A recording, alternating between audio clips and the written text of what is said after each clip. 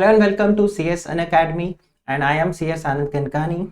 In this video, we are going to cover past year questions of CS Executive Module 2 Security Law Capital Market Part B और यहाँ पे हम discuss करने वाले हैं दिसंबर 2021 attempt के क्वेश्चंस को। तो द आइडिया इज कि ये PYQ सीरीज में कॉन्स्टेंटली लेके आऊँगा through out the February month. मैंने डेडिकेट किया है PYQ सीरीज को। जैसे आपने चेक किया होगा, Ankita ma'am she has come up with a case study series जिसमें उन्होंने कंपनी लॉ के अलग अलग केस स्टडीज को she is discussing. February month I will B only covering the past year questions जो कि आपके एग्जाम में आए हैं। दो सब्जेक्ट के पास्ट ईयर क्वेश्चंस आपको मैं कॉन्स्टेंटली कवर करवाऊंगा from module 2 only, security law capital market and economic business and commercial law. So short videos करके मैं कोशिश करूंगा आपके मैक्सिमम क्वेश्चंस को यहाँ पे कवर कर सकूं। एंड PYQ सीरीज का मेजर बेनिफिट आपको ये होगा, you'll be able to develop your approach, you'll be able to develop that what content you should write, and then अगर कोई क्वेश्चन 3 मार्क्स का है तो क्या होगा, 5 मार्क्स का है तो क्या होगा, प्लस आपको प्रेजेंटेशन स्टाइल समझ में आएगा। कोशिश करूंगा कि कुछ कॉन्सेप्ट्स जो होते हैं वो भी मैं आपको यहाँ पे समझा दूँ। My explanations would be both in Hindi as well as in English. So if you are comfortable in either one of the language, you can be part of this session, right? So my name is Anand Kankani. I am a practicing company secretary from Mumbai, and I'm also an academician. It's been almost 10 years since I am into teaching as well as I'm into the industry. I have taught over in last 10 years I have taught students who are preparing for CS, CA, CWA and LLM, and I've also done my post graduation in securities law. So हम यहाँ पे part B से शुरू करते हैं और आपके पास ये है सबसे पहला क्वेश्चन नंबर 5 है। प्रैक्टिकल क्वेश्चन है बॉन्ड्स के ऊपर कि बॉन्ड को कन्वर्ट करा जाना चाहिए या फिर बॉन्ड को कन्वर्ट नहीं किया जाना चाहिए। सो this is one typical question जो आपको हर दूसरे तीसरे अटेम्प्ट में देखने को मिलता है। अब यहाँ पर क्या है, it says that suppose B company issues a bond with the following terms. Issue price bond का आपको दिया है 2000 रुपीज, कूपन रेट है आपके पास 2 years, convertible into equity shares of rupees 100 each, और आगे आपको बता रहे हैं Y has subscribed for 5 bonds and made investments of rupees 10,000 on the maturity date. Investor will have a option, right? Investor will have a option to claim full redemption amount or convert the bond into equity shares at the rate rupees 100 per share. Then it says that the quoted share price on the maturity date is rupees 150, and if he goes for conversion, how many shares Y will get and will it be enough if he opts for the redemption value? Calculate the option which is best suitable to Y. तो overall अगर आप इस question में check करो तो यहाँ पर आपको उसने बताया कि जो इन्वेस्टर है उसने बॉन्ड परचेज किया, और कितने का बॉन्ड परचेज किया, 10,000 रुपीज का 5 बॉन्ड उसने परचेज कर दिया। एक बॉन्ड 2,000 रुपए का था। उसको through out the tenure of the bond interest मिलेगा, कूपन रेट को हम इंटरेस्ट रेट बोलते हैं। और अगर वो चाहे तो मैच्योरिटी पे, ठीक है, वो इस 10,000 रुपए को कैश में रिडीम करवा ले या फिर उसको कन्वर्ट करा ले into the equity shares of the company, और ये जो कन्वर्शन होगा ये कितने पे होगा, at the rate rupees 100। But there is a twist, और ट्विस्ट पे वो क्या बोलता है कि मैच्योरिटी डेट पे जो शेयर का प्राइस है वो है 150 रुपीज। तो अब आपसे यहाँ पे वो पूछ रहा है कि अगर वो कन्वर्ट कराए तो उसको कितने शेयर्स मिलेंगे। One is this. Second, will it be enough if he opts for the redemption value, तो अगर वो कन्वर्जन की बजाय रिडेम्पशन ले ले, so then it will be beneficial or not, and then you have to give your conclusion that which option is best, whether redemption or conversion. So easy question, simple। आपको यहाँ पर क्या करना है, प्रेजेंटेशन रखना है। स्टेप 1 हम यहाँ पे देखते हैं कि इसका इशू प्राइस क्या था। What is the issue price? तो यहाँ पर हमें पता है कि इशू प्राइस है 2,000 रुपीज का एक बॉन्ड, और टोटल इसने 5 बॉन्ड्स परचेज किए, तो टोटल कितना है, 10,000 rupees. So this investor has invested 10,000 rupees. अब आपको देखो यहाँ पर स्टेप 2, इसको आपको कन्वर्शन करना है। फिलहाल आप यहाँ पे ध्यान देना, कूपन रेट से आपको कोई मतलब नहीं है, because the entire question revolves around the conversion, right, upon the maturity. So step 2, उसके पास 2 ऑप्शन है। पहला ऑप्शन क्या है कि वो यहाँ पे रिडीम कर ले, करेक्ट। वो अगर रिडीम करता है तो उसको कितने मिलेंगे, 10,000 रुपीज ही मिलेंगे। He is going to get 10,000 rupees.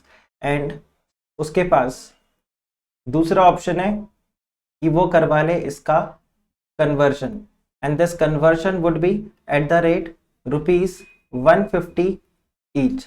जो इक्विटी शेयर्स में ये कन्वर्ट होगा, this is going to be 150 each. तो if you see 10,000 rupees divided by 150, तो ये कितना आता है? 10,000 को आप 150 से डिवाइड करोगे, so this would be 66.66 shares, right? So if you convert, you get 66.66%, 66 shares. So basically you can say he is going to get 66 shares only, right? But what if, तो आपका देखो ये जो फर्स्ट पार्ट है ये cover हो गया, that how many, if he goes for conversion, how many shares he is going to get? So he is going to get 66 shares. तो आप यहाँ पे फर्स्ट पार्ट का आंसर लिख दो, upon conversion, right? So upon conversion Y will get 66 shares. और second part में आप लिखोगे if redeemed, right? If redeemed Y will get ₹10,000, उसको 10,000 रुपए मिल जाएंगे. And if you see, since the current market price is what? The current market price of equity is what? It is 100. अभी 100 रुपए का equity मिल रहा है. तो अगर वो इस 10,000 रुपए को कन्वर्ट करे तो कितना अमाउंट उसको मिलेगा? आप देखो, if this 10,000 rupees is converted, what amount he is going to get? So now the number of shares that can be bought, ध्यान रखना वो कन्वर्ट नहीं करा रहा है, that can be bought, वो कितने शेयर्स बाय कर सकता है? तो आप ये सिंपल देखो, 10,000 divided by 100, so he will get 100 shares. तो आप मुझे बताओ, कन्वर्जन करना ज़्यादा फायदे का सौदा है या रिडीम करके मार्केट से बाय करना? रिडीम करके मार्केट से बाय करना, ऑफ कोर्स, बिकॉज. तो आप यहाँ पे क्या बोलोगे? That upon conversion investor will get, proper conclusion लिख के आओ, 66 shares. However,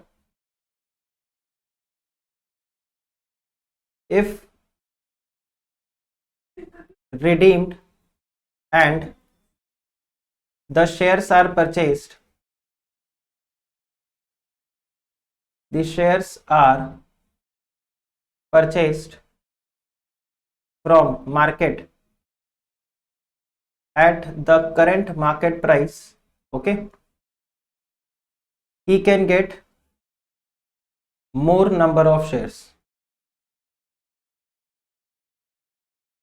That is, यहाँ पर इसको 100 शेयर्स मिल जाएंगे. तो आप यहाँ पर क्या बोलोगे? Hence Y should opt for redemption. उसको रिडेम्पशन को सिलेक्ट करना चाहिए instead of getting the securities converted. और वैसे भी अगर आप यहाँ पे कॉन्सेप्ट चेक करो कि इसमें क्या कॉन्सेप्ट लग रहा है, तो आप सिंपल देखना, एक तरफ आपको मिलेगा रिडेम्पशन प्राइस, करेक्ट, रिडेम्पशन बोल रहा हूँ, यहाँ पर एक तरफ आपको मिलेगा कन्वर्जन प्राइस. तो आप एक तरफ देखो, you will have the conversion price and दूसरी तरफ आपको यहाँ पर मिलेगा आपका अगर आप रिडीम करते हो तो you are going to see the current market price. तो अगर कन्वर्शन प्राइस जो है ये ज़्यादा है and redemption price this is less, और दूसरा ऑप्शन आपके पास होगा if conversion price is less and the redemption price is more, तो कौन सा आपके लिए बेनिफिशियल होगा? अभी आपको थोड़ा सा सिंपल हो जाए तो आप चेक करो, यहाँ पर कन्वर्शन प्राइस कितना था? 150, और जो करंट मार्केट प्राइस था वो था 100. And here if you see, if it would have been like this, let's say the conversion price is 150 and the current market price is 200, so which one will be a better option यहाँ पे? So your simple answer would be, if this is less then redemption is better, and if conversion price is less then this is better. Simple. अभी ऐसे रट्टा मत मार लेना, whichever less this is which is that is going to be better, because simple सा price है. आप एक जो यहाँ पे कॉन्सेप्ट है वो क्या है? न्यूमरेटर में there is going to be some amount, जो अमाउंट आपने इन्वेस्ट किया है इसको आपको डिवाइड करना होगा with one price, right? So that you get the number of shares, right? Now of course as an investor you would want that you get this as maximum. आप चाहोगे this should be maximum. Now ये amount आपको पता है ये क्या है, fixed. So if the price is lower then you get more number of shares.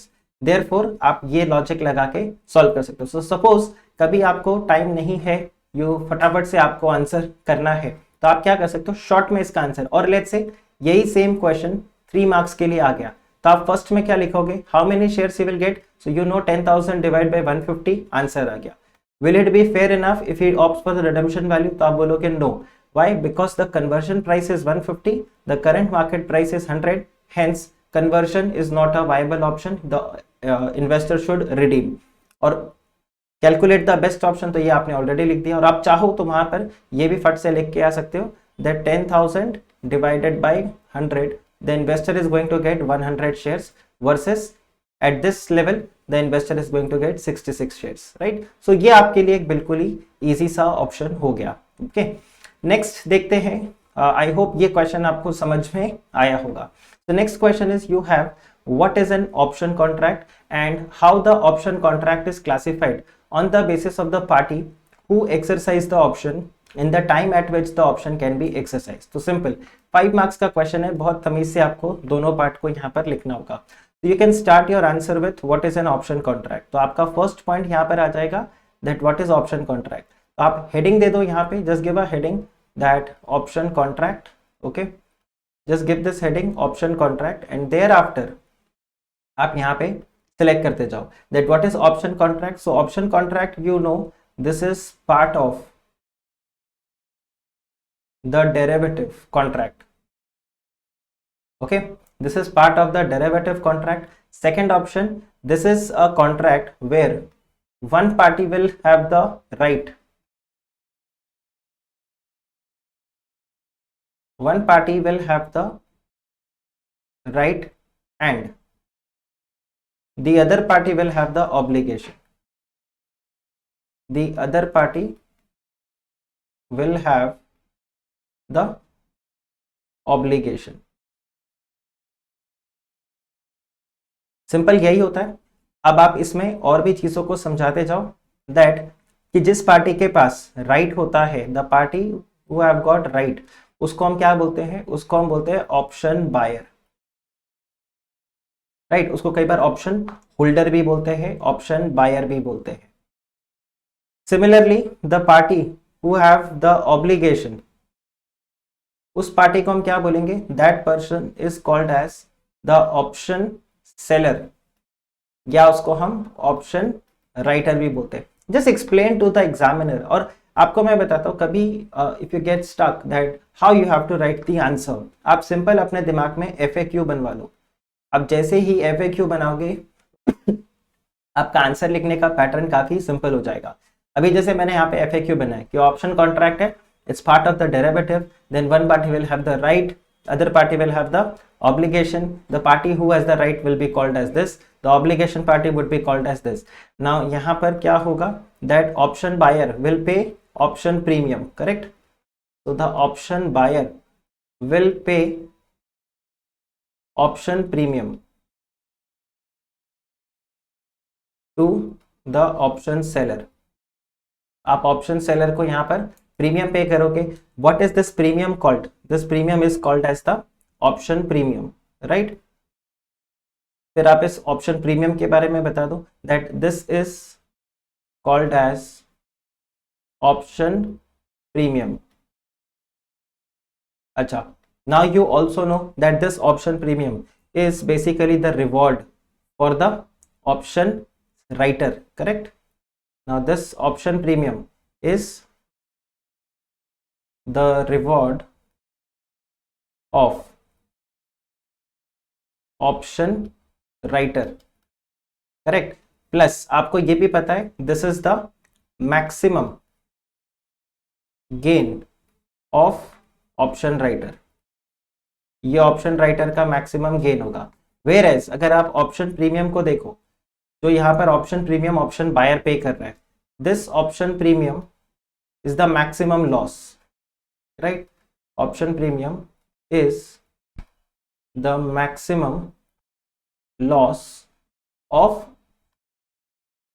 The option buyer, क्योंकि अगर उसने ऑप्शन को एक्सरसाइज नहीं किया तो ये जो ऑप्शन प्रीमियम पे किया यही उसका मैक्सिमम लॉस होगा, इसके आगे कोई लॉस आपके पास रहेगा नहीं। तो आपने फर्स्ट पार्ट को काफी आराम से आंसर कर दिया, that what is a option contract. अब वो पूछ रहा है कि ऑप्शन कॉन्ट्रैक्ट को आप कैसे क्लासिफाई करोगे on the basis of the party who exercises the option and at the time when the option can be exercise. तो सिंपल यहाँ पर नेक्स्ट पार्ट आपका हो जाएगा, सो you can basically now right it in this way. Second number point, तो second point में आप यहाँ पे लिख सकते हो पोजीशंस इन ऑप्शन कॉन्ट्रैक्ट, या positions in the option contract.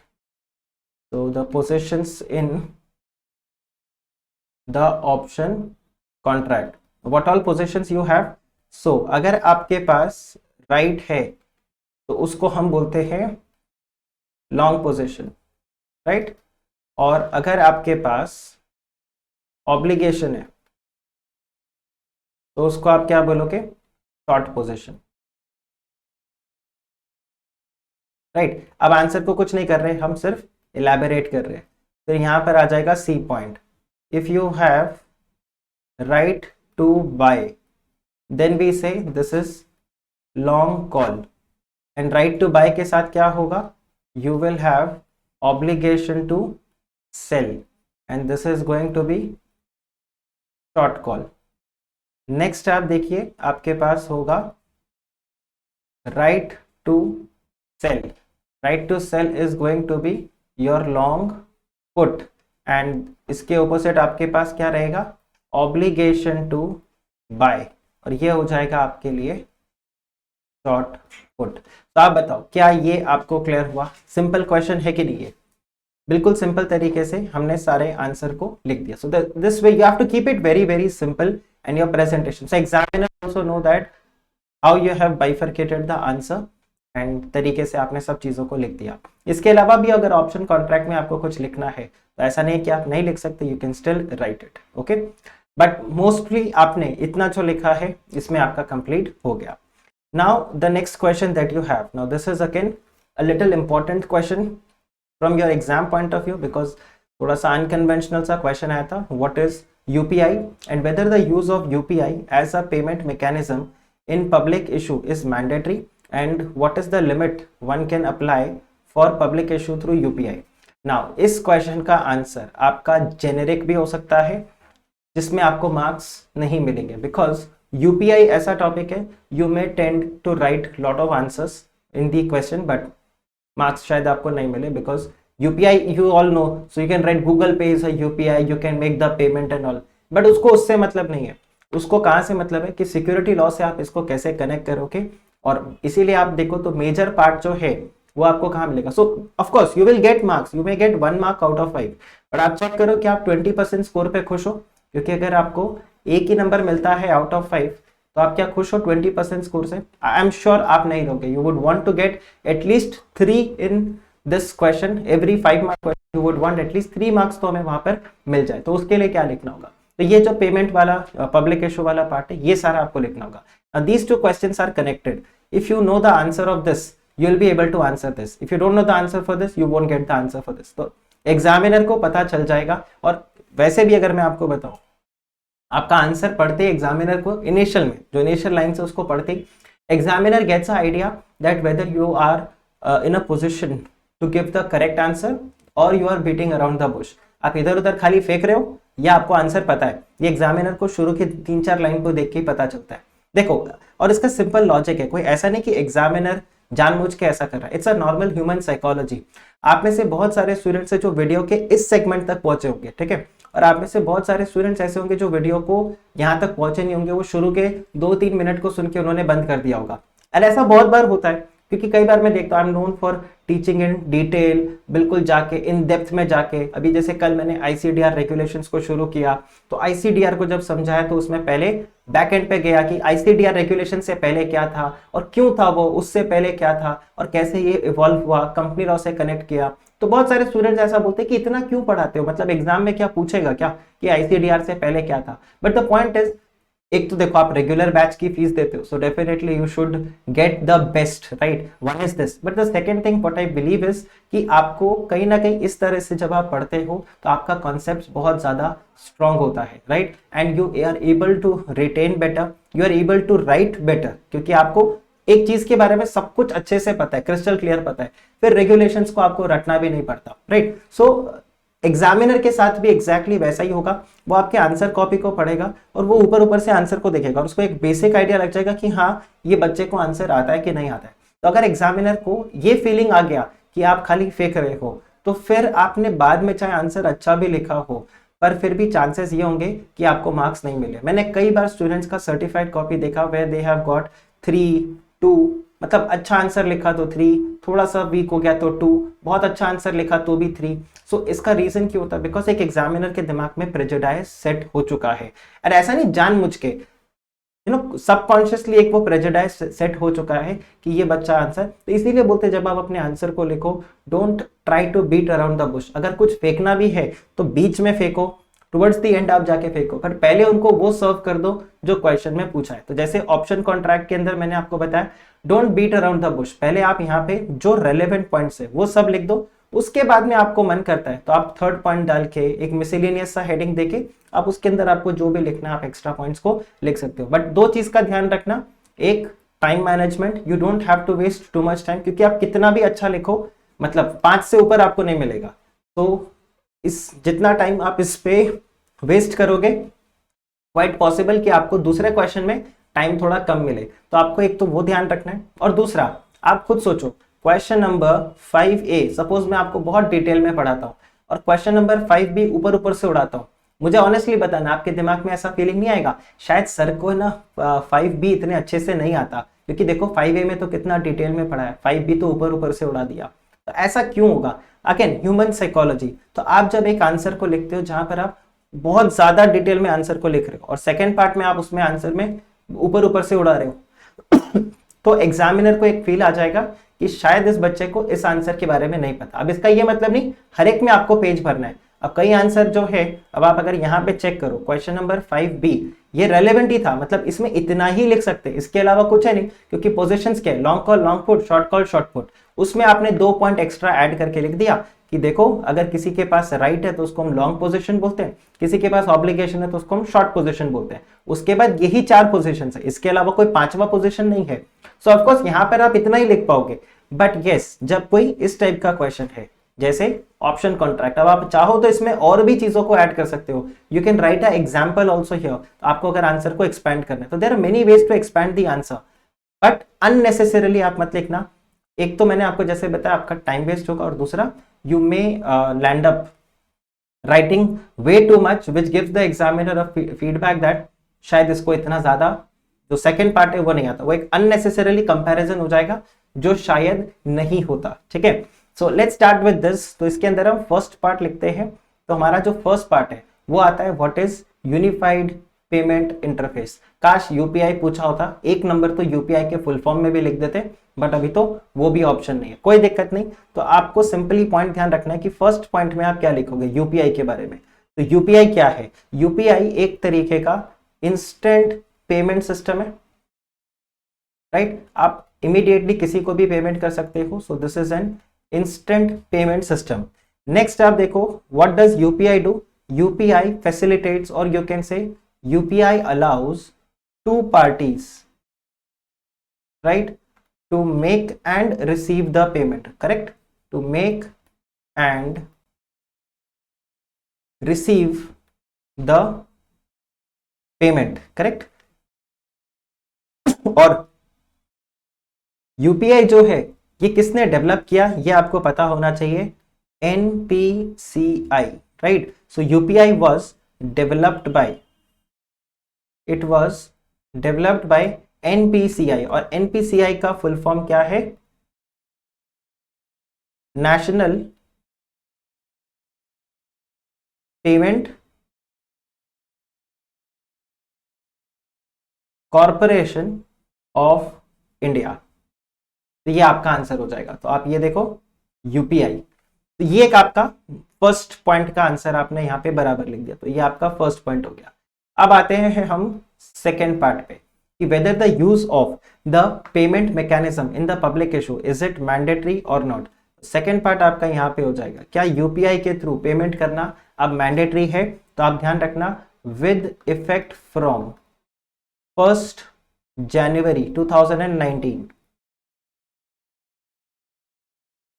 UPI को यहां पर मैंडेटरी क्या, बेसिकली आप ये देखो, यूपीआई जो था this was allowed for public issue, इससे पहले अलाउड नहीं था, यहां से आपको अलाउ किया गया था। और ये अलाउ कौन से केस में किया गया था? Red herring prospectus, in case of red herring prospectus, RHP. Okay, फिर आप यहां पे देखो, रेड हेरिंग प्रोस्पेक्टस के बारे में अगर आप लिखना चाहो तो यहां पर आपको उसको थोड़ा सा एक्सप्लेन करना पड़ेगा रेड हेरिंग प्रोस्पेक्टस के लिए। तो ये आपका फर्स्ट पॉइंट, राइट, बेसिकली ये आपका फर्स्ट पॉइंट। अब आप यहां पे क्या लिखोगे? That in case of book built issue, correct, in case of the book built issue, red herring prospectus is issued with price band, correct। Red herring prospectus में आपने देखा होगा वहां पर प्राइस मेंशन नहीं होता, correct, with price band, correct. In case of book built issue, red herring prospectus is issued with the price band and bids are invited. और ये जो बिड्स है ये कहां पर इनवाइट किया जाता है? सो बेसिकली जो इन्वेस्टर्स है वो बिड्स किसको भेजेंगे? तो bids are submitted by investors. ये किसको किसको सबमिट किया जाता है? आप देखो, आपको मिलेगा registrar, right, registrar to the issue, उसको दिया जाएगा। आप अपने ब्रोकर को ये बिड्स सबमिट कर सकते हो, आप डिपॉजिटरी पार्टिसिपेंट जो है उसको ये सबमिट कर सकते हो, किसी को भी आप ये दे सकते हो, सिंडिकेट मेंबर होते हैं इन सबको आप बिड सबमिट कर सकते हो। Now through UPI, right, through UPI bids are made to them, या rather through UPI the bids are made to them. जो पहले क्या होता था, आप चेक भेजते थे, ठीक है, पहले क्या आप चेक भेजते थे instead of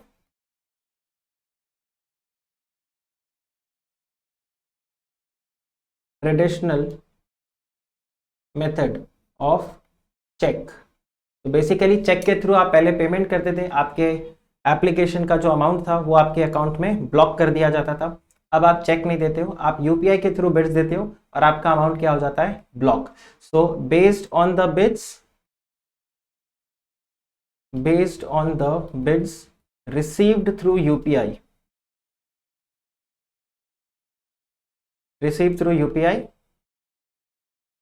amount gets blocked into the account of applicant। तो जो भी यहाँ पर एप्लीकेंट है सिक्योरिटीज के लिए, उसके अकाउंट में ये पैसा क्या हो जाएगा? यहाँ पर ब्लॉक हो जाएगा। और अगर सब्सिक्वेंटली आपको सिक्योरिटीज अलॉट कर दिया तो फिर आपके अमाउंट को डेबिट कर दिया जाएगा, राइट।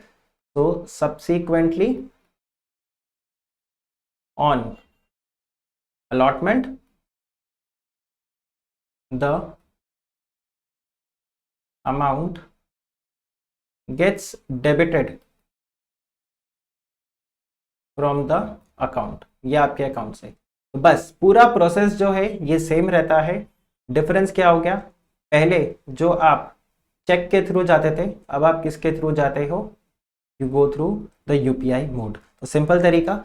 अब आप यहाँ पर देखो, आपने ये आंसर कर दिया कि weather the use of UPI, तो बेसिकली आपने यूपीआई का पब्लिक इशू वाला पार्ट बताया, क्या ये मैंडेटरी है? तो रिटेल वालों के लिए ये अब क्या हो गया है? मैंडेटरी हो चुका है, राइट। सो आपका यहाँ पर थर्ड पॉइंट आ जाएगा that it is mandatory and this is mandatory for the retail investors। अब आप मुझे बताओ, अगर आपको ये पता है कि रिटेल इन्वेस्टर के लिए मैंडेटरी है, तो क्या रिटेल इन्वेस्टर का अमाउंट आपको पता है? व्हाट इज द अमाउंट एक रिटेल इन्वेस्टर एप्लीकेशन दे सकता है? एंड यहाँ पर जो मैक्सिमम अमाउंट है वो रिटेल वालों वाले अमाउंट आपको मिलेगा, that is 2 lakh rupees. 2 lakh रुपए से ऊपर आप यहाँ पर नहीं कर सकते।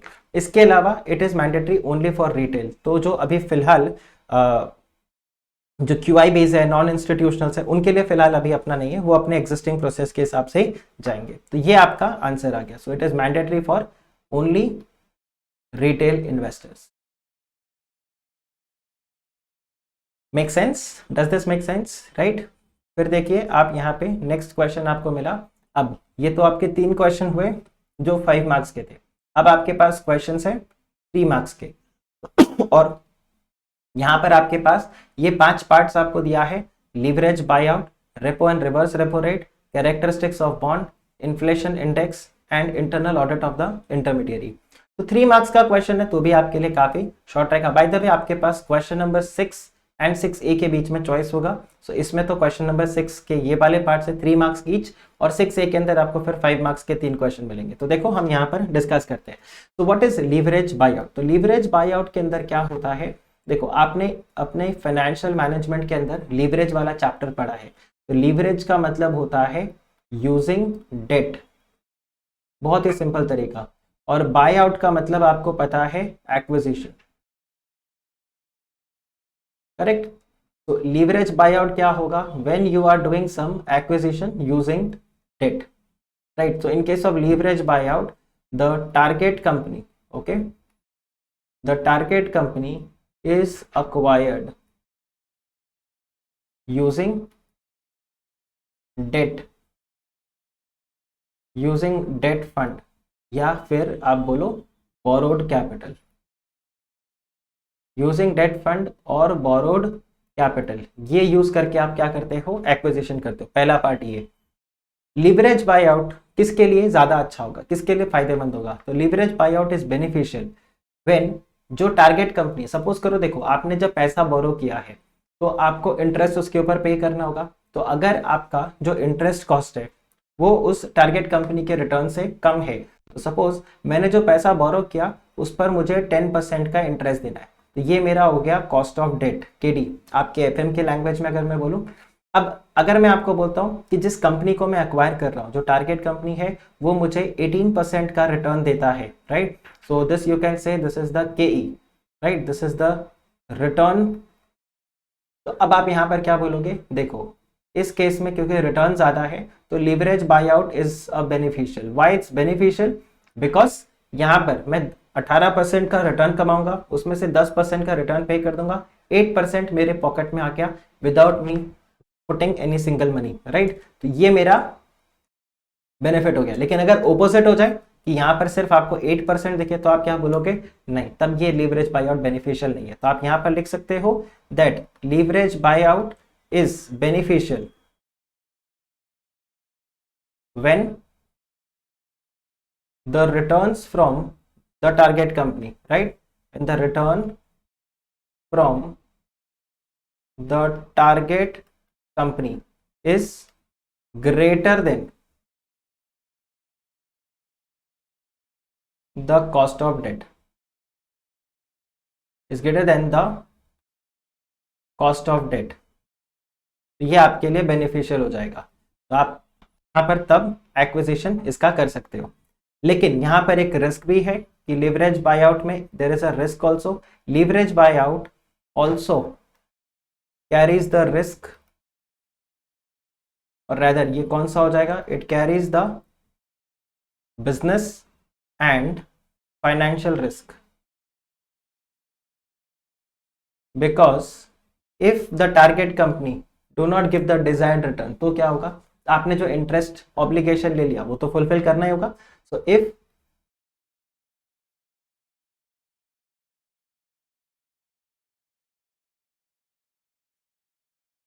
the target company, okay, if the target company do not provide or do not yield, ज़्यादा अच्छा word, desired return,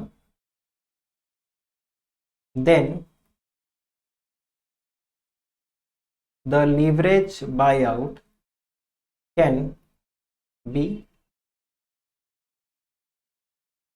suicidal for the या फिर आप सुसाइडल थोड़ा कैजुअल लगता है, can be a loss making deal for the acquirer. और ऐसा क्यों होगा? This will be due to the fixed financial obligation.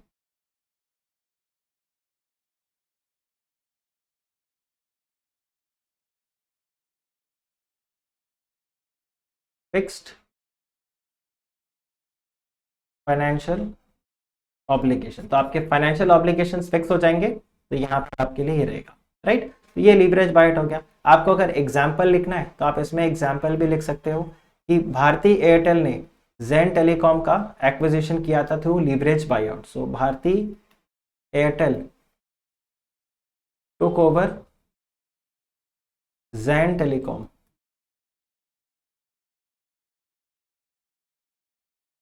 Via leverage buyout deal. इन्होंने लीवरेज बाई आउट डील किया था, उसके थ्रू इन्होंने टेक ओवर किया। सो ये आपके पास लीवरेज बाई आउट आ गया। तो 3 मार्क्स के लिए I think leverage by out में आप इतना लिखोगे तो भी सही होगा। अब आता है आपके पास question repo rate and reverse repo rate. अब ये क्वेश्चन आपके लिए इजी हो जाता है बिकॉज इसको आप ईबीसीएल में बहुत ज्यादा डिटेल में पढ़ते हो। चैप्टर नंबर 1 जो रिजर्व बैंक ऑफ इंडिया वाला चैप्टर है, वहां आपको ये वैसे भी मिलेगा। तो आप सिंपली यहाँ पर डिफाइन कर दो that what is repo rate, right. So repo rate में आप क्या बोलोगे? Repo rate is basically the rate at which the commercial bank borrows from the Reserve Bank of India, correct. The repo rate is basically the rate at which commercial bank borrow from the Reserve Bank of India. और इसी तरह से आपको मिलेगा reverse repo rate. तो reverse repo rate में क्या हो जाएगा? This is going to be the rate at which RBI borrows from the commercial bank. अब देखो इसके अलावा आपके पास लिखने को कुछ है भी नहीं, क्योंकि यही 2 रेट्स आपको पूछा है। पर आपको ये ध्यान रखना है ये 1 नंबर का या 2 नंबर का क्वेश्चन नहीं है। 2 मार्क्स का होता तो आप बोलते चलो 1 मार्क ईच। 3 मार्क्स का क्वेश्चन है तो कुछ एक्स्ट्रा पॉइंट यहाँ पर हम ऐड कर सकते हैं। तो हम एक्स्ट्रा पॉइंट यहाँ पर क्या ऐड करेंगे मुझे बताओ? Repo rate reverse repo rate दोनों किसका पार्ट है? Both are part of the monetary policy, right. Both are the part of the monetary policy.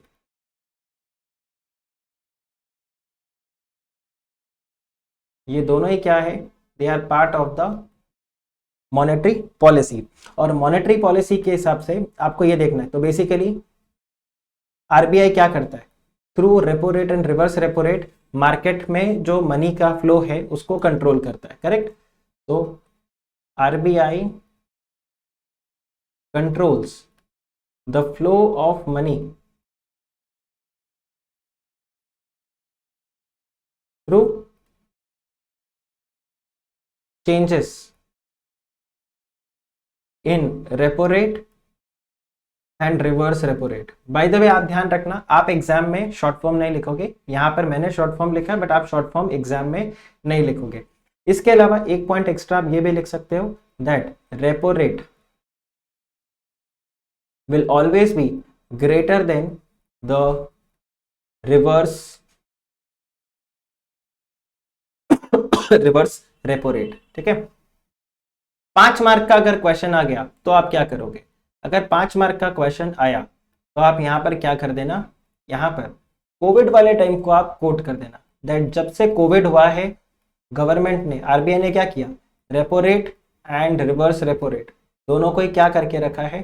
कम करके रखा है। क्यों कम करके रखा है? बिकॉज ये दोनों जब कम रहेगा this implies the money flow will increase.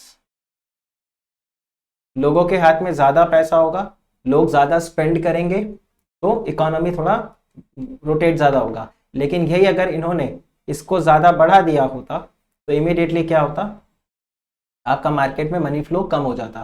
तो गवर्नमेंट ने मतलब रिजर्व बैंक के थ्रू, और रिजर्व बैंक ने भी क्या करके रखा हुआ था? रेपो रेट और रिवर्स रेपो रेट दोनों को रिड्यूस करके रखा। इससे मनी फ्लो आपका बढ़ा। इसका एक और इम्पैक्ट होता है कि आपका कॉस्ट ऑफ बोरोइंग कम है। तो आप देखो बहुत सारे लोगों का जो ईएमआईज था, होम लोन का ईएमआईज था, वो सब क्या हो गया?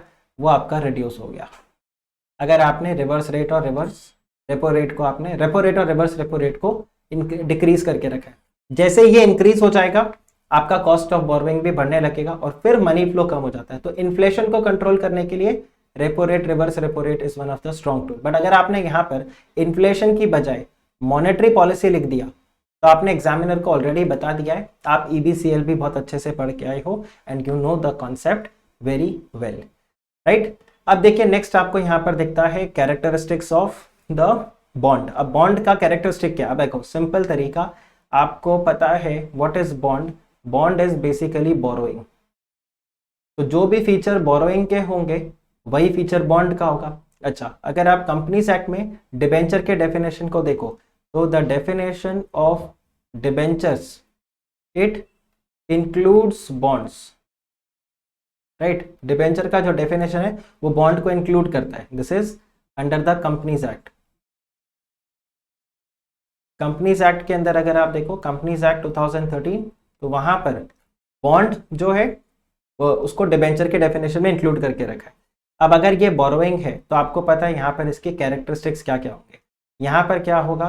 अ principal amount, right, is borrowed by issuing bonds. आप बॉन्ड्स इशू करते हो और आप एक प्रिंसिपल अमाउंट को बोरो करते हो। So a principal amount is borrowed by using the issuing the bonds. उसके बाद क्या होगा? आप यहाँ पे पीरियोडिक इंटरेस्ट पे करोगे, राइट।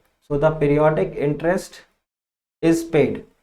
अब ये जो इंटरेस्ट आप पे करते हो ये हो सकता है क्वार्टरली हो सकता है हाफ ईयरली हो, राइट, हो सकता है ईयरली हो, आप मंथली भी लिख सकते हो। कई बॉन्ड्स होंगे आप बोलोगे मुझे मंथली इंटरेस्ट चाहिए, तो वहां पर आपका इंटरेस्ट पेमेंट्स कॉन्स्टेंटली होता रहेगा।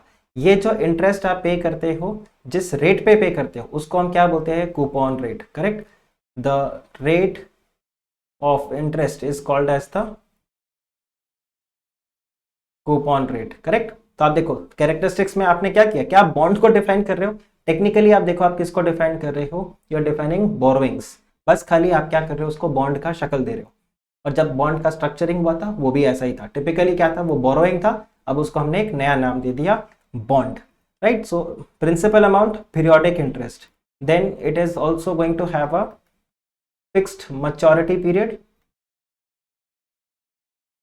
एंड ये मैच्योरिटी पीरियड आते ही, ठीक है, so upon this fixed maturity period आप क्या करोगे? You will have the option either to redeem the bond, दूसरा ऑप्शन आपके पास होगा either you can convert the bond, right, and if it is converted this will be converted into equity share eight pre determined price, correct. अच्छा, इसके अलावा आप ये देखो, ये तो ऑप्शन के बारे में हमने डिस्कस किया। The bonds can be redeemed at, right, it can be redeemed at, तो यहां पर ही मैं डाल देता हूं, it can be redeemed at par. The bonds can also be redeemed at premium, आपको प्रीमियम में भी यहां पर रिडीम कर सकते हैं वो बॉन्ड, राइट। अच्छा, this can be at the option of, let me find different color, this can be at the option of company or this will be at the option of the investor। ये आपका दोनों ही क्या होगा? this will be pre-decided, this will be pre-decided at the time of issue, at the time of issue ये आपको already pre decided होगा, right. तो आपने बॉन्ड के सारे फीचर्स यहाँ पर आपने लिख दी। तो आपको मैं जो तरीका बता रहा हूँ कि अगर कभी क्वेश्चन आपको ऐसा मिले, so don't just give up, try to use some और दी अदर वे कि आप इसको कैसे फिट इन कर सकते हो। तब आप देखो आपने यहाँ पर बिंदास तरीके से 3 पॉइंट में इसको पूरा समझा दिया और आपने बॉन्ड को भी समझा दिया। अब ध्यान रखना, ये पॉइंट अगर आप लिखते हो तो आपके लिए ये थोड़ा सा बेनिफिशियल हो जाएगा। क्यों? क्योंकि आप एग्जामिनर को कुछ ना कुछ लीगल पॉइंट से बता रहे हो। Legal, you are not giving logic. मैं हमेशा बोलता हूँ आपको LR है, LR का मतलब एक होता है लॉजिकल रीजनिंग, करेक्ट, और एक होता है लीगल रीजनिंग। आपको क्या देना है? लीगल रीजनिंग देना है। Logical is okay but you have to give the legal reasoning. Logically आप आंसर कर रहे हो, with your logic you are giving the answer कि देखो बॉन्ड है क्या, बॉन्ड तो बोरोइंग है, राइट, तो उसके हिसाब से आपने आंसर किया, बट ये आपको लीगल रीजनिंग देना है। So when you right this, आप एग्जामिनर को क्या बता रहे हो कि आपने आंसर्स अच्छे से पढ़ा है and you know the answers very well, you know the bare act very well, आप कंपनीज एक्ट को समझते हो और आप इंटरलिंक करना जान रहे हो। तो आपको बस करे क्या करना है, सामने वाले को कन्विंस करना है कि yes the answer is correct और your answer is correct and that's how you get marks. Next आपके पास यहाँ पे है इन्फ्लेशन इंडेक्स। तो इन्फ्लेशन इंडेक्स आपके लिए यहाँ पर क्या होता है, तो बेसिकली ये जो इन्फ्लेशन इंडेक्स है ये दो पार्ट्स में आपका स्प्लिट होता है, राइट। तो अगर आप चेक करो कि इन्फ्लेशन इंडेक्स जो है ये क्या हो गया, this is the economic tool. अभी इकोनॉमिक टूल किसका है, to measure the inflation of the company. अब हर एक जगह आपको क्या चाहिए, कोई ना कोई इंडेक्स चाहिए, जैसे हम बोलते हैं Sensex, that's the index of the market, तो वो बैरोमीटर है। तो यहाँ पर इन्फ्लेशन इंडेक्स जो है ये भी क्या है, इट्स एन इकोनॉमिक टूल, या आप इसको बैरोमीटर भी बोल सकते हो। It is the barometer to measure the inflation in an economy.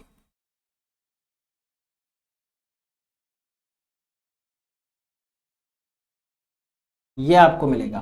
फिर अगर आप यहां पर फर्दर इसमें लिखना चाहो तो इंडिया के अंदर आपके पास दो इन्फ्लेशन इंडेक्स है।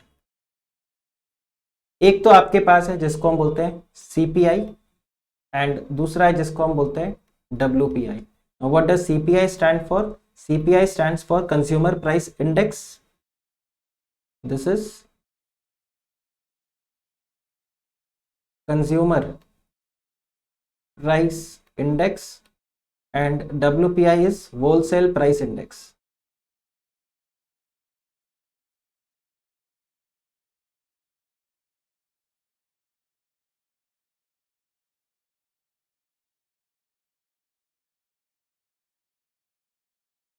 Consumer price index and the wholesale price index. अब इसके बाद में आपको क्या करना है, सीपीआई और डब्ल्यूपीआई को डिटेल में बताना है। थोड़ा सा 3 मार्क्स का क्वेश्चन है, तो डब्ल्यूपीआई और सीपीआई को आप बस खाली बता दो। अब ये जो है डब्ल्यूपीआई जो है, this is basically computed by, WPI index is computed by the Office of Economic Advisor. The Office of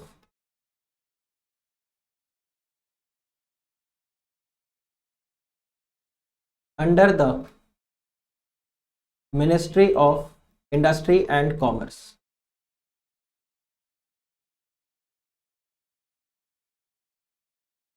industry and the commerce. तो आपका एक पॉइंट तो ये हो गया। अब नेक्स्ट आपके पास क्या आ जाएगा WPI इंडेक्स के लिए, कि ये जो है दिस इज इशूड मंथली, ये आप हर महीने इसको यहां पर इशू करते हो। इसका जो बेस ईयर है वो क्या है, base year is 2004-2005। The base year is 2004-2005 और जो आपका बेस इंडेक्स का लेवल है वो कितना है, 100 है, तो वहां से आपका जाता है।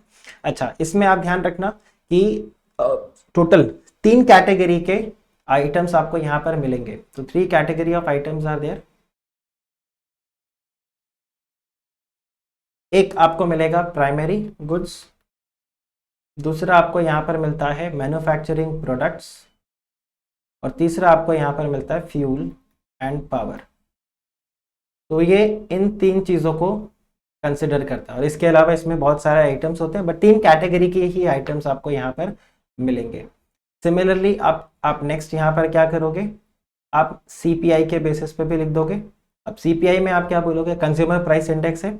अब ये जो होता है this is issued at the national level,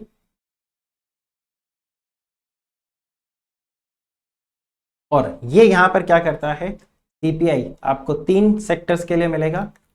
एक जिसको हम बोलते हैं इंडस्ट्री वर्कर्स, दूसरा आपको यहां पर मिलता है एग्रीकल्चरल लेबर्स, एग्रीकल्चर वर्कर्स या एग्रीकल्चर लेबर्स, और तीसरा आपको यहां पर जो मिलेगा this is your rural and urban combined. ये दोनों जो है ये कौन इशू करता है? Ministry of labour and employment. This is by ministry of labour and employment. और ये वाला जो इशू किया जाता है, this is by the ministry of statistics and programme implementation. This is the ministry of statistics and programme implementation, right. अच्छा, CPI का जो बेस ईयर है वो क्या है? That is 2012, right.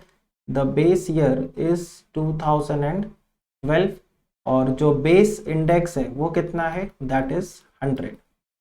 The base index is 100, correct. तो ये आपको ध्यान रखना है। तो अलग अलग आइटम से रूरल अर्बन के टोटल उसको 6 ग्रुप्स में स्प्लिट किया है। तो ये एक बेसिकली आपका 3 मार्क्स का आंसर हो गया। हालांकि इसमें थोड़ा सा आपने ज़्यादा ही मैंने यहाँ पर डिस्कस किया है, तो बट इसमें कट शॉर्ट करने का कुछ था नहीं, क्योंकि आपको ये बताना WPI कौन इशू करता है, कब इशू होता है, बेस ईयर क्या, कितने 3 कैटेगरीज है, और सीपीआई, राइट। इनफैक्ट अगर आप यहाँ पे देखना, क्योंकि इनके जो बेस ईयर्स हैं वो अलग अलग है, देयरफॉर इनके जो इंडेक्स का अमाउंट होता है या इनका जो इन्फ्लेशन का जो अमाउंट आपको निकल के आता है वो दोनों में आपको डिफरेंस मिलेगा। क्योंकि ऑब्वियस सा बात है, एक 2012 से शुरू कर रहा है, एक 2004-2005 का डेटा को पिक कर रहा है, तो दोनों में महंगाई का जो दर होगा वो दोनों में डिफरेंस आपको यहाँ पर देखने को मिलेगा। नेक्स्ट है आपका इंटरनल ऑडिट ऑफ इंटरमीडियरीज। ये टॉपिक तो ऐसा है बिल्कुल इंस्टीट्यूट के दिल के करीब है, बार बार इंस्टीट्यूट आपको ये पूछेगा।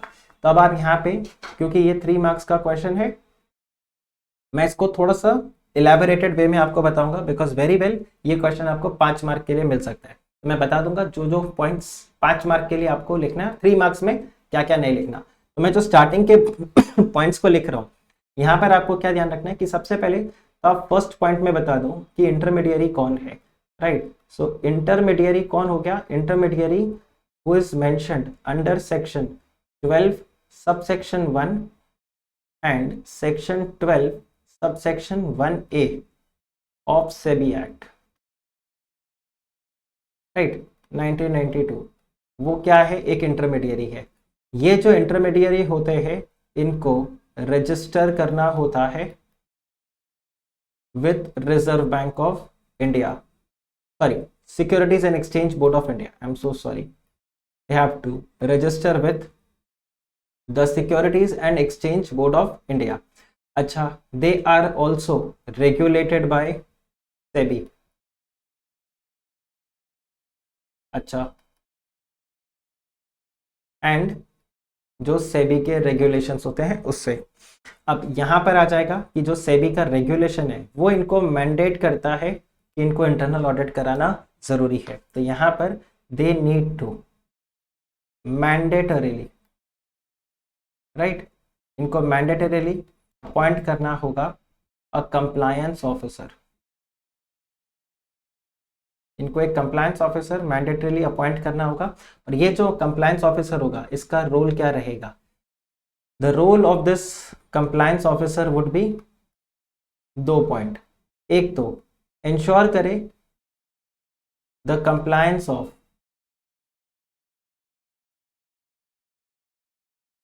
Securities law and rules and regulations, और दूसरा इसका रोल रहेगा redressal of investor grievances, redressal of the investor grievances, ठीक है। तो ये आपके पास रोल हो गया। Now who will do the internal audit, right. अब यहाँ पर पॉइंट आता है कि इंटरनल ऑडिट कौन करेगा। तो internal audit can be done by a practicing chartered accountant or it can be done by the practicing company secretary. इसके अलावा ये लोग क्या करेंगे? इंटरनल ऑडिट के बाद they are also going to check यही 2 points. They are also going to check these 2 points.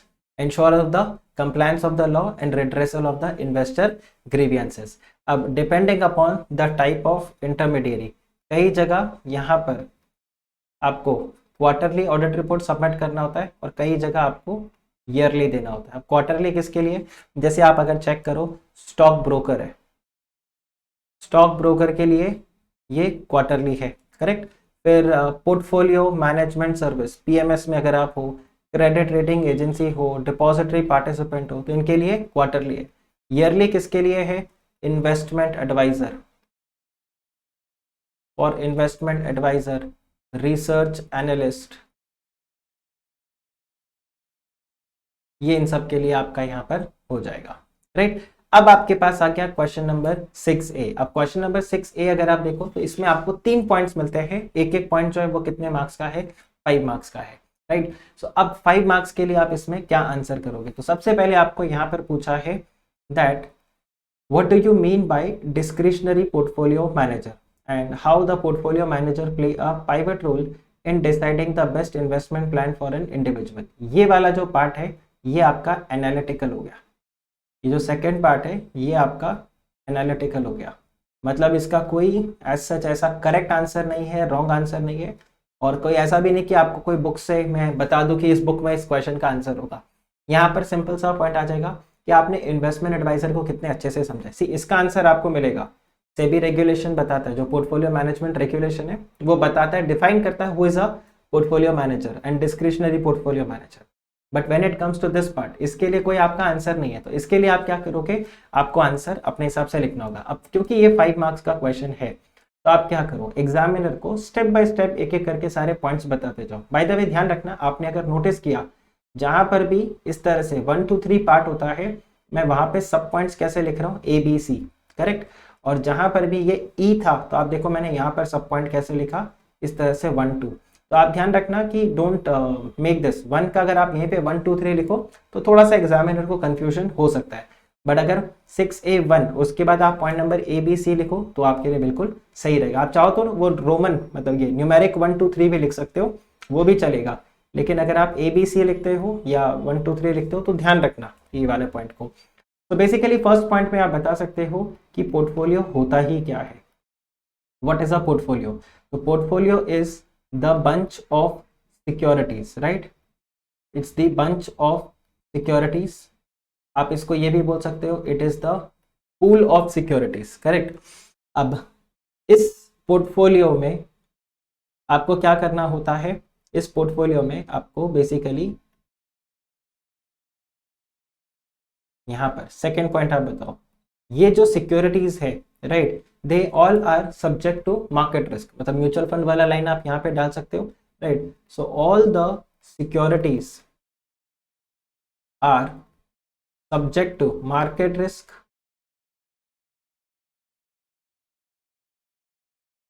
और ताकि ऐसा नहीं लगे कि आपने म्यूचुअल फंड का एग्जैक्ट आंसर यहाँ पे चिपकाया, so you can write are subject to market risk and fluctuations. Market में फ्लक्चुएशंस होते हैं क्योंकि जो मार्केट है वो काफी डायनामिक है। तो आप यहाँ पे नेक्स्ट क्या लिखोगे? Therefore, right, constant decisions have to be taken और constant decisions needs to be taken. आपको अलग अलग टाइम पे ये डिसीजंस लेने की जरूरत है with respect to buy, sell and hold the securities. आपने सिंपली यहाँ पर क्या बता दिया? पोर्टफोलियो क्या होता है, उस पोर्टफोलियो में सिक्योरिटीज होते हैं और ये जो सिक्योरिटीज है these are subject to market risk and fluctuations. इसी के लिए कॉन्स्टेंटली आपको डिसीजन लेने की जरूरत है। और कौन से डिसीजंस? कि कब बाय करना है, कब सेल करना है, कब इसको होल्ड करके रखना है। Now these decisions can be taken by the investor himself, right. These decisions can be taken by the investor himself, और अगर उसको लगता है कि वो ये डिसीजन नहीं ले सकता तो an expert can be appointed to manage the portfolio.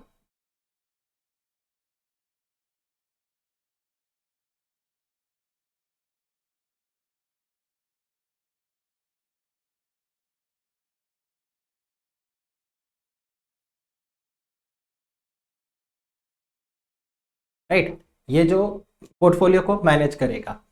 Now if the expert is being appointed, who is this expert? This expert is your portfolio manager. So point number E, this expert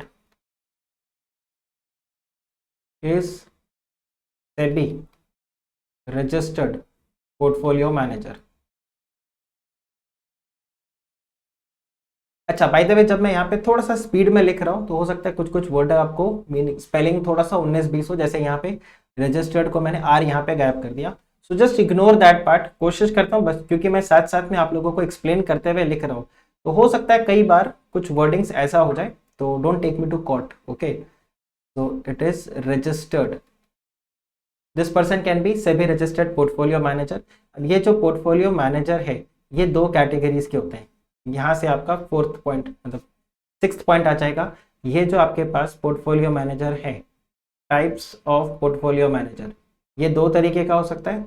एक हो सकता है जिसको हम बोलते हैं discretionary portfolio manager, और एक होता है जिसको हम बोलते हैं नॉन डिस्क्रिशनरी पोर्टफोलियो मैनेजर। अब आपका पॉइंट नंबर जी, जिसके अंदर आप क्या कर रहे हो, डिस्क्रिशनरी पोर्टफोलियो मैनेजर को समझाओगे। और क्यों समझाओगे? क्योंकि एग्जाम में वही क्वेश्चन आपको पूछा गया है, what do you mean bye discretionary portfolio manager.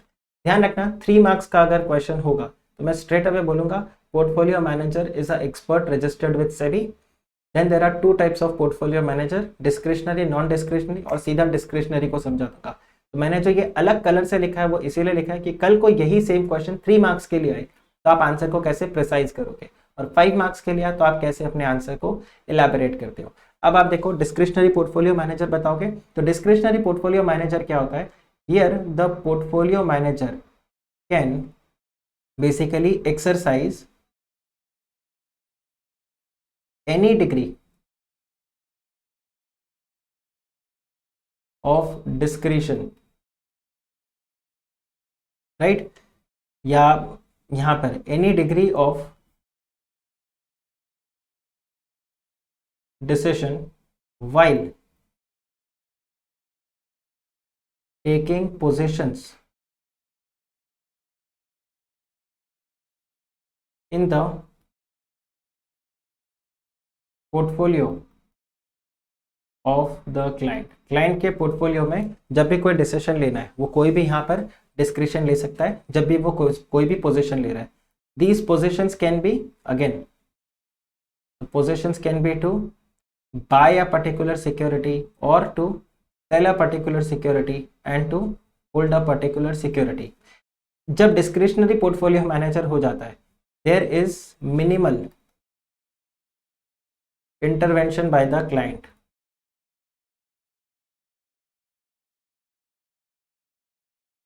with respect to the investment decisions।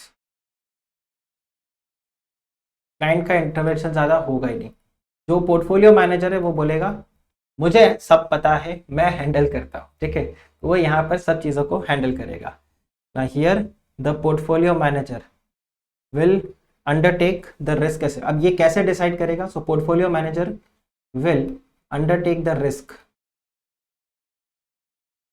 Undertake the risk management या रिस्क असेसमेंट ऑफ क्लाइंट। सबसे पहला पॉइंट तो ये। दूसरा, he will also understand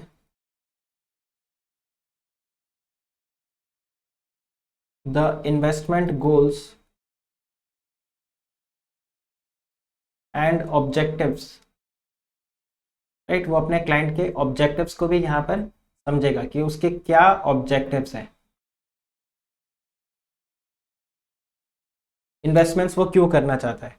and thereafter the portfolio manager will exercise his knowledge and expertise to take decisions, to decide the suitable portfolio।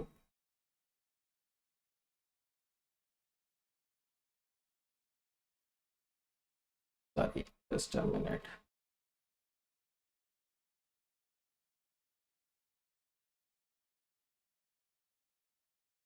To decide the suitable portfolio here. तो ये आपका portfolio management का पूरा work रहा। Now portfolio manager कैसे decide करता है ये मैंने आपको यहाँ पर ऑलरेडी बताया। तो इससे क्या होता है, देखो ये वाला पार्ट के सेकंड पार्ट का आंसर हो गया। तो इससे क्या होगा, एक ऐसा इंसान जिसको मार्केट के बारे में इतना नॉलेज नहीं है वो भी पोर्टफोलियो मैनेजमेंट के सर्विसेज को, पोर्टफोलियो मैनेजर के सर्विसेज को अवेल करके डिसाइड कर सकता है, बेसिकली मार्केट में पार्टिसिपेट कर सकता है, राइट। तो this way a person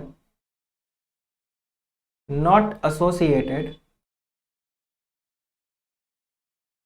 or basically who do not have much idea about markets can stay invested, market में इन्वेस्टेड रह सकते हैं, करेक्ट, और या फिर वो मार्केट में इन्वेस्ट भी कर सकते हैं। तो पोर्टफोलियो मैनेजर का ये रोल हो जाता है। So this way he plays a very important role. तो कंक्लूड करने के लिए आप ये बता देना, that's how portfolio manager can play a pivot role. Pivot का क्या मतलब होता है, important. It can play a pivot role और a crucial role in investments by such person. कई बार लोगों को जिनको आइडिया नहीं होता, अब देखो आप किसी डॉक्टर के पास अगर जाओगे ना तो डॉक्टर को आप बोलो ऑपरेशन ये वो, आपके लिए ऑपरेशन है, ऑपरेशन डॉक्टर है मेरा तो रोज का है। इसी तरह से आप बोलो कि स्टॉक मार्केट, कोई आपको कैसे बोलेगा स्टॉक मार्केट, आप बोलोगे अरे मेरा तो रोज का है। तो ये पार्ट आपका यहाँ पर होता है। नेक्स्ट आपके पास आता है what do you mean by the Fed policy, और आपको यहाँ पर बताया कि कैसे यूएस के फेड रेट्स जब चेंज होते हैं तो इंडिया का मार्केट इंपैक्ट होता है। ये क्वेश्चन अगर आप पिछले बजट से पहले वाला जो वीक है उस पे अगर आप स्टॉक मार्केट को देख लो तो सब कुछ फेड रेट और बजट के स्पेकुलेशंस की वजह से मार्केट पूरा क्रैश हुआ था, ठीक है, बहुत ज़्यादा क्रैश हुआ था स्टॉक मार्केट, और उसका काफ़ी ज़्यादा रीज़न था फेड पॉलिसी। तो अभी हम यहाँ पर इसको डिस्कस करते हैं एंड आई एम श्योर इस न्यूज़ को आप काफ़ी अच्छे से कोरिलेट भी कर पाओगे। तो यहाँ पर अगर आप देखो तो हम जब बात करते हैं फेड, तो फेड का क्या मतलब होता है, Fed is basically the Federal Reserve System, Federal Reserve System. अब ये क्या है, ये बेसिकली यूएस का सेंट्रल बैंक, जैसे इंडिया में आपको आरबीआई मिलेगा, ये आपका फेडरल बैंक है। And what are they responsible for, जो आरबीआई की रिस्पॉन्सिबिलिटी वही इनकी है, तो दे आर रिस्पॉन्सिबल फॉर, ध्यान रखना मॉनेटरी पॉलिसी से related, the monetary policy, then they are also responsible for the interest rate, right, they are also responsible for the financial stability,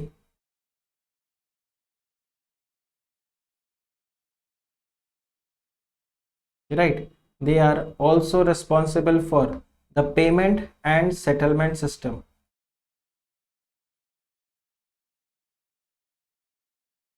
5 marks का question है इसलिए इतना मैं पॉइंट्स यहाँ पे लिख रहा हूँ। And then conducting research and analysis, conducting the research and analysis, ठीक है। तो ये 5 मार्क का क्वेश्चन है इसीलिए मैंने इतना लिखा, वरना ये मेरा फर्स्ट पॉइंट होगा और इसके इमीडिएटली बाद मेरा अगला पॉइंट आ जाएगा। अब आप देखो यहाँ पर फेड पॉलिसीज में क्या होंगे। अब देखो जो फेड पॉलिसीज है,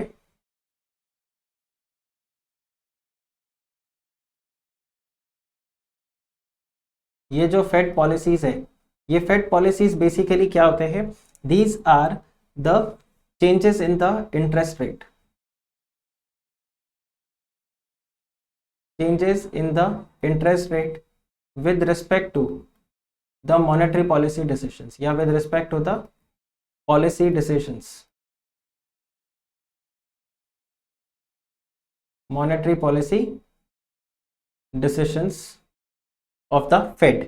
अब इम्पैक्ट कैसे करेगा, आप ये देखो, अगर जो, अरे ये बार बार फेब लिख रहा हूं मैं, ये जो फेड के रेट्स है, ठीक है, अगर ये फेड के रेट्स इंक्रीज हो गए तो इसका सीधा सीधा इम्पैक्ट कैसे होगा? If the Fed rates are increased the value of dollar will increased, value of dollar would increase. ठीक है, अचानक से डॉलर का डिमांड बढ़ जाएगा। क्यों? क्योंकि फेड का रेट बढ़ गया, मतलब वहां ज्यादा इंटरेस्ट मिल रहा है, तो लोग डॉलर में बाय करने लगेंगे क्योंकि उनको सब वहां पर इन्वेस्ट करना है, फेड के पास ही पैसा जमा करना है। जैसे ही डॉलर का वैल्यू बढ़ेगा तो कंपैरेटिवली रुपी का जो वैल्यू है वो क्या हो जाएगा? ये फॉल डाउन कर जाएगा। करेक्ट? वो धमाल मूवी में नहीं था, जावेद जाफरी यूज्ड टू से, पता नहीं ऐसे सिचुएशन में मैं अपने आप ही आगे कैसे आ जाता हूँ। अब वो आगे पीछे नहीं होता था, बट बाकी लोग जो थे वो पीछे हो जाते थे, इसकी वजह से आपको जावेद जाफरी आगे की तरफ दिखता था। और यहाँ पर भी वही होगा कि रुपी में कुछ गड़बड़ नहीं हुआ, बट क्योंकि डॉलर स्ट्रांग हो गया तो कंपैरेटिवली आपका रुपी यहाँ पर गिर जाता है। अब आप देखो, जैसे ही आपका वैल्यू ऑफ रुपी इसमें कोई चेंज आता है, ठीक है, जैसे वैल्यू ऑफ रुपी इसमें आपका जब चेंज आता है तो ये आपका जब भी इसमें कोई चेंज होगा तो ये सीधा इम्पैक्ट करेगा इंपोर्टर्स को एंड एक्सपोर्टर्स को। This is going to impact importers as well as it is going to impact the exporters। ये इंपोर्टर और एक्सपोर्टर दोनों को इम्पैक्ट करेगा। अब जैसे डॉलर का वैल्यू, रुपी का वैल्यू अगर इंक्रीज हो गया तो इंपोर्टर के लिए क्या है? लॉस, लेकिन एक्सपोर्टर के लिए क्या है? गेन। सिमिलरली अगर ये गिर गया तो इसको तो हो जाएगा गेन और इसको हो जाएगा लॉस। ठीक है, तो ये आपका आता है। तो फेड से सबसे पहले तो ये इम्पैक्ट होता है। दूसरा इम्पैक्ट यहाँ पर क्या आएगा फेड का? अगर कोई भी यूएस मार्केट में नेगेटिव इम्पैक्ट होता है। अब देखो, जब फेड का रेट इंक्रीज होगा, ये बार बार मैं फेब लिख रहा हूं, whenever the Fed rate is increased, इससे यूएस के स्टॉक मार्केट के ऊपर नेगेटिव इम्पैक्ट होता है। This puts negative impact on stock market, negative impact on the US stock market. और ऐसा क्यों होता है? क्योंकि देखो, आपको पता है स्टॉक मार्केट जो है वो क्या है? रिस्की है। गवर्नमेंट के पास पैसा जमा कराना थोड़ा सेफ है, तो गवर्नमेंट अगर इंटरेस्ट रेट कम देता है तो इन्वेस्टर्स बोलते हैं चलो मार्केट में पैसा लगा दो। और अगर गवर्नमेंट ही अगर ज़्यादा इंटरेस्ट दे रहा है तो लोग बोलते हैं चलो स्टॉक मार्केट से पैसा निकालो और गवर्नमेंट के पास जमा कर दो। तो कोविड के टाइम पे यही हुआ था कि क्यों इतना ज़्यादा मार्केट ऊपर जा रहा था? बिकॉज फेड के इंटरेस्ट रेट्स जो थे वो बहुत ही कम हो गए थे, कुछ मतलब ऑलमोस्ट नेग्लिजिबल उसमें इंटरेस्ट रेट था। तो सबने वहां से पैसा निकाल के कहाँ लगा दिया? मार्केट में पैसा लगा दिया। अब जब यूएस के फेड रेट्स बढ़ने का आसार है, देयर आर स्पेकुलेशंस कि यूएस फेड के जो इंटरेस्ट रेट्स है वो बढ़ने वाले हैं, तो अगर वो इंटरेस्ट रेट्स बढ़ जाएंगे तो उससे क्या होगा? लोग मार्केट से पैसा निकाल के फिर से फेड पे डालेंगे। अब ध्यान रखो, any negative impact in the US stock market will have a domino effect on the Indian market, and not just Indian बल्कि वर्ल्ड मार्केट में भी, राइट? इसके अलावा अगर आप देखो, क्योंकि फेड रेट जब इंक्रीज हो गया तो यहां पर there will be lot of selling by the FIIs, foreign institutional investors जो है वो यहाँ पर क्या करेंगे? काफी ज्यादा सेलिंग करेंगे। और जब ये लोग सेल करेंगे तो this will also put a negative impact on the Indian stock market. हालांकि आज की डेट में अगर आप देखो, डोमेस्टिक इंस्टीट्यूशनल इन्वेस्टर्स इतने स्ट्रांग हो गए हैं कि अगर FII बेचता है तो DII खरीद लेता है, राइट? तो थोड़ा सा मार्केट में इतना इम्पैक्ट नहीं आता। बट आज से 10-12 साल पहले का अगर आप मार्केट देखो तो एग्जैक्टली ऐसा होता था कि जैसे ही FII ने बेचा, मार्केट क्रैश, FII खरीदता, मार्केट ऊपर। मतलब all of sudden you would realise कि आज ऐसा क्या हो गया कि मार्केट इतना ऊपर उठ गया है। तो सिंपल रीजन होता था, बाद में पता चलता था FIIs ने बाय किया। और अगर FII सेल कर देते थे, कुछ भी नहीं, market is doing very good और मार्केट क्रैश कर गया। क्यों? बिकॉज FIIs ने सेलिंग किया। तो FIIs जो होते हैं उनका इंडियन स्टॉक मार्केट पे बहुत ज्यादा इंपैक्ट होता है। तो ये फेड पॉलिसी का आपको देखने को मिलेगा। नेक्स्ट आपके पास यहाँ पे आता है last question, that is venture capital. So venture capital is one of the innovative financing resources of an enterprise. Now explain briefly and indicate the areas of venture capital, investments of the venture capital. अब अगर आप यहाँ पे देखो, ये जो venture capital है, आपने VC नाम कई बार सुना होगा, वेंचर कैपिटल। तो ये लोग क्या करते हैं, venture capital basically they are alternative investment fund. ये एक AIF की कैटेगरी है, और AIF बेसिकली क्या करते हैं, they are a privately pooled, they are privately pooled investments. और ये लोग कहां पर पैसा लगाते हैं, इन हाई रिस्क एरियाज, जहां पर भी बहुत ज्यादा रिस्क होता है, they invest in the high risk areas. अब they also invest in new technology, innovation, इन सब जगह पर ये लोग क्या करते हैं, पैसा लगाते हैं। Now depending upon the kind of venture capital fund है और उनका क्या स्ट्रैटेजी रहता है, what they do, they invest either in the early stage, इसको कई बार सीड फंडिंग भी बोलते हैं, सीड कैपिटल भी बोलते हैं। तो या तो वो अर्ली स्टेज में पैसा लगाते हैं, या फिर at a later stage of the company, जब उनको ग्रोथ। तो अगर आप स्ट्रेटेजिक मैनेजमेंट से कंपेयर करो तो प्रोडक्ट लाइफ साइकिल में आपने देखा होगा embryonic stage, introduction, embryonic, correct. ये आपको पॉइंट मिलेगा यहाँ पे, एम्ब्रियोनिक, एम्ब्रियोनिक स्टेज। और ये हो जाता है जब एक्सपेंशन स्टेज पे होते हैं, तो वहां पर ये लोग आते हैं। इसको कई बार बोलते हैं सीड फंडिंग, ठीक है। और ये आपका राउंड 1, राउंड 2, राउंड 3, जो आपके मल्टीपल राउंड्स बाद में होते हैं, ये उसका पॉइंट हो गया। तो वेंचर कैपिटल फंड इस तरह से पैसा लगाता है। इसके अलावा अगर आप चेक करो तो जो एरियाज है, वेंचर कैपिटल फंड के जो एरियाज है, ये लोग कहाँ लगाएंगे, टेक्नोलॉजी, न्यू टेक्नोलॉजी के अंदर ये लोग पैसा लगाते हैं। दे also invest in, now you can also say, now क्या पहले भी था, फार्मा के ऊपर, राइट। आप यहाँ पर चेक करो, ई लर्निंग, एडुकेशन, राइट, यहाँ पर आपको वो पैसा लगाते हुए मिलेंगे, ये सब। अब ये लोग कहाँ पर पैसा लगाते हैं, दूसरा जो इनका आप एरिया बताओगे, ये ऐसा रहेगा जो क्या होते हैं, मोर रिस्की एरियाज होते हैं। और इनका ऑब्जेक्टिव क्या होता है, but they have a promising, और basically they have a potential, high potential of return, ठीक है। रिस्की तो बहुत है, बट उनमें हाई पोटेंशियल होता है कि वो एक अच्छा रिटर्न आपको दे सके। तो ये आपने ब्रीफली एक्सप्लेन किया what is venture capital fund, और इनके एरियाज ऑफ इन्वेस्टमेंट्स को भी आपने बताया, ठीक है। तो ये वैसे कंपनीज को देखते हैं। अब ये भी आपने बता दिया कि कहाँ कहाँ पर पैसा लगा सकते हैं। तो प्रोडक्ट लाइफ साइकिल जो आपका, you can connect this with SM, connect with this your strategic management, वहां पर आपको मिलेगा प्रोडक्ट लाइफ साइकिल, राइट। तो ये आपका पार्ट हुआ।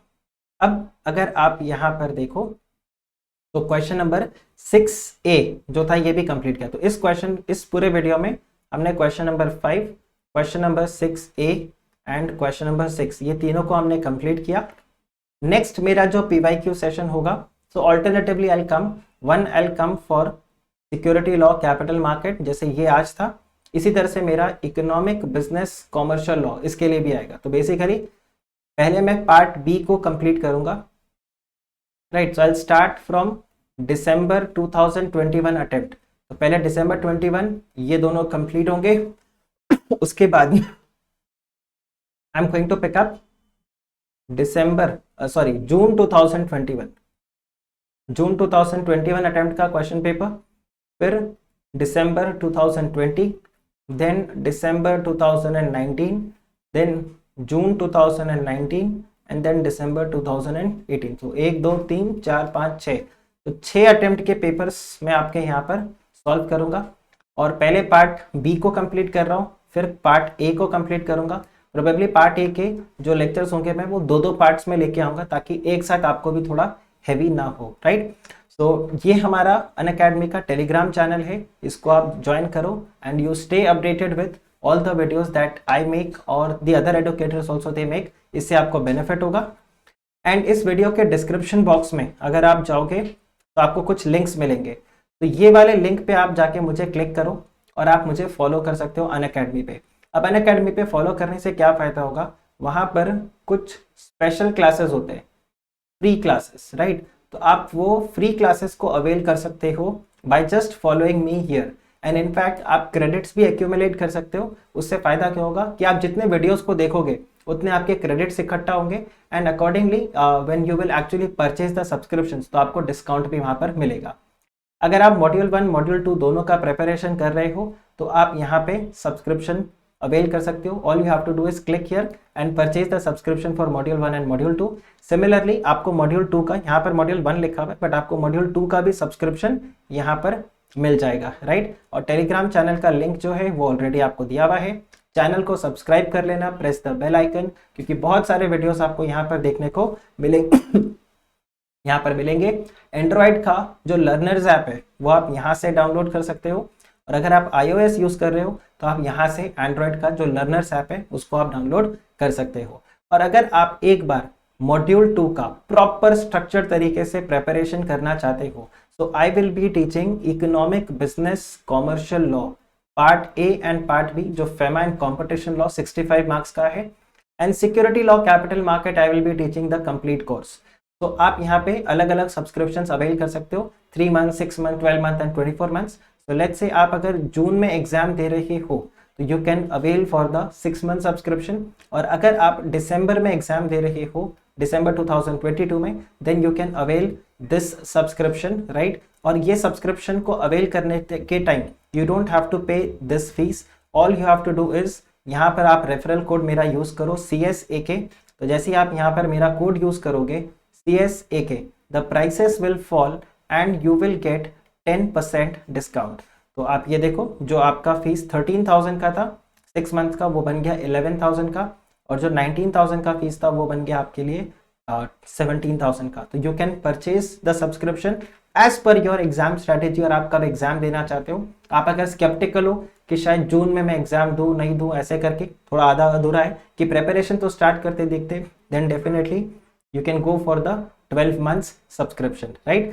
But ध्यान रखना, use the code CSAK, you will get 10% discount, plus आपको मेरी तरफ से mentorship भी मिलेगा for your entire CS, right? तो आपके CS के preparation के लिए आपका जो mentorship होगा मेरा, वो आपको यहाँ पर देखने को मिलेगा। अब जो प्लस सब्सक्रिप्शन है जिसका मैं अभी बात कर रहा था कि you can avail the plus subscription, इसके बेनिफिट क्या है? देखो, सबसे पहला बेनिफिट तो ये है कि आप अपने फेवरेट एडुकेटर के लेक्चर्स को अवेल कर सकते हो, और सिर्फ ऐसा नहीं कि आप सिर्फ मेरे लेक्चर्स को अवेल कर पाओगे, आपको मॉड्यूल 2 के सारे लेक्चर्स मिलेंगे। तो आप ये जो फीस यहाँ पर पे कर रहे हो, इसमें सिर्फ आपको EBCL और सिक्योरिटी लॉ नहीं, आपको company accounts, costing, strategic management, financial management सब मिलेगा, और सारे लेक्चर्स आप वहाँ पर अवेल कर सकते हो unlimited. So with 1 subscription you get unlimited access, और आप अपने डाउट्स जो है वो लाइव क्लास में पूछ सकते हो, एंड आप जो ये लेक्चर्स है इसको अनलिमिटेड टाइम देख सकते हो। ये सबसे बड़ा है, कोई लिमिट नहीं है इसमें व्यू में। तो अगर आपका 6 मंथ्स का सब्सक्रिप्शन है, so for the entire 6 months you can watch the lectures as many times as you want. आपके डेडिकेटेड डाउट सेशंस होते हैं, लिमिटेड नंबर ऑफ स्टूडेंट्स होंगे, आप इन वीडियोस को डाउनलोड भी कर सकते हो, and then again you can watch them offline. तो आप देखो, there are many benefits to join the plus subscription. So अगर आप ज्वाइन करना चाहते हो, you all can join this.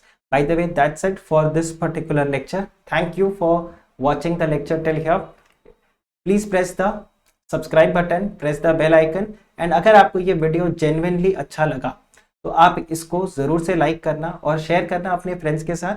अगर आप लाइक करते हो तो आप YouTube को एक तरीके से नोटिफिकेशन दे रहे हो कि ये वीडियो अच्छा है, और भी लोगों को आप आगे बताओ। YouTube का एल्गोरिथम इसको और भी लोगों के साथ शेयर करेगा। तो अगर आपको लगता है कि सर हम किसके साथ शेयर करें, तो आप यहाँ पे सिर्फ लाइक बटन को प्रेस कर दो, और अगर आपके कुछ फ्रेंड्स हैं जो CS का प्रिपरेशन कर रहे हैं, उनके साथ आप वीडियो यहाँ पर शेयर कर सकते हो। So that's it for this video. मिलते हैं नेक्स्ट वीडियो में again with the PYQ series. Till then take care, bye bye.